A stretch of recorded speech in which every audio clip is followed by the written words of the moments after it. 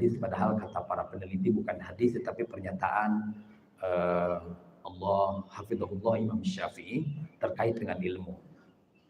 Imam Syafi'i berkata, wa qala Syafi'i rahimahullah taala, al ilmu afdalun min salatin nafilah, wa qala laisa ba'dal faraidi afdalun min talabil ilmi, wa qala aidan man arada dunya fa alaihi bil ilmi wa man arada al akhirah fa alaihi bil ilmi.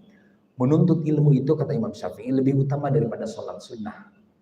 Kemudian kata beliau lagi, tidak ada amalan setelah amalan fardu yang lebih utama setelah amalan wajib daripada menuntut ilmu. Yang ketiga pernyataan beliau, barang siapa menginginkan kebahagiaan atau keberuntungan dunia, hendaklah dengan ilmu. Dan barang siapa menginginkan kebahagiaan atau keberuntungan akhirat, hendaklah juga dengan ilmu. Biasanya para penceramah atau sebagian para ustadz seringkali menyebutkan ini sebagai hadis. Ini perlu kita ketahui bahwa kata para peneliti, kontennya benar, isinya benar, tetapi jangan katakan hadis karena ini adalah perkataan atau makalahnya Imam Asy-Syafi'i. Masih dari kalangan ulama, di kalangan pesantren tradisional salafiyah biasanya ada ungkapan populer yang dikutip dari Imam Ahmad bin Ruslan dalam nazam kitab Zubad, wa kullu man bi ghairi ilmin ya'malu a'maluhu mardudatun la tuqbal. Kata Imam Ibnu Ruslan ini, dan setiap orang yang beramal tanpa disertai ilmu maka amalnya tertolak lagi tidak diterima. Ini masih berkaitan dengan pentingnya ilmu sebelum amal. Bapak Ibu rahimakumullah, kita kembali kepada sabda Rasulullah sallallahu alaihi wasallam terkait dengan ilmu. Ini sudah pernah disampaikan hadis ini oleh guru kita Habib Dr. Habib Ali Bahar. Beliau juga menyampaikan, tapi waktu itu tidak menyampaikan perawinya. Saya sampaikan bahwa perawinya adalah Imam At-Tirmidzi. Rasulullah bersabda, "Ala inna dunya mal'unatun mal'unun ma fiha illa dzikrullah wa ma walah wa alimun aw muta'allimun." Ketahuilah bahwa sesungguhnya dunia itu terlaknat dan terlaknat pula isinya kecuali orang yang berzikir kepada Allah dan orang yang melakukan ketaatan kepadanya, orang yang berilmu dan orang yang belajar, yakni orang yang senantiasa menuntut ilmu.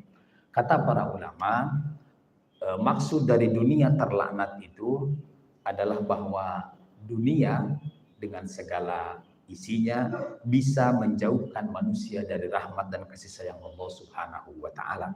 Nah, dengan faktor-faktor tadi, bizikrillah wa ma'wala, zikir kepada Allah, melakukan ketaatan, kemudian alim au muta'alim, maka dengan ilmu yang bermanfaat seseorang membawa manusia kepada Allah, mengenal Allah Subhanahu wa taala, dan dengan ilmu bisa mendekatkan manusia kepada Allah dan keridhoannya.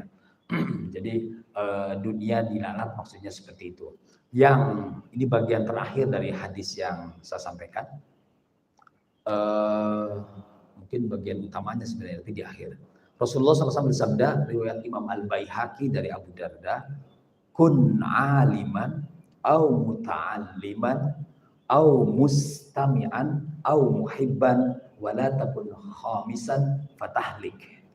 Kata Rasulullah, jadilah kamu orang yang berilmu, orang yang menuntut ilmu, au muta'alliman, kemudian au mustami'an, atau orang yang mendengarkan ilmu, atau orang yang menyukai ilmu, dan janganlah kamu menjadi yang kelima, maka kamu akan celaka.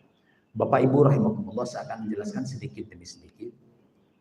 Yang pertama, kun aliman, jadilah orang yang berilmu. Mungkin masuk kategori ini di kita ini para ilmuwan, para kiai, para guru, para pengajar dengan profesionalitas masing-masing, dengan kepakarannya masing-masing dari pakar atas sampai pakar bawah.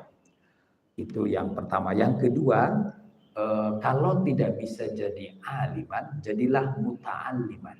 Menjadi orang yang belajar, yang menuntut ilmu.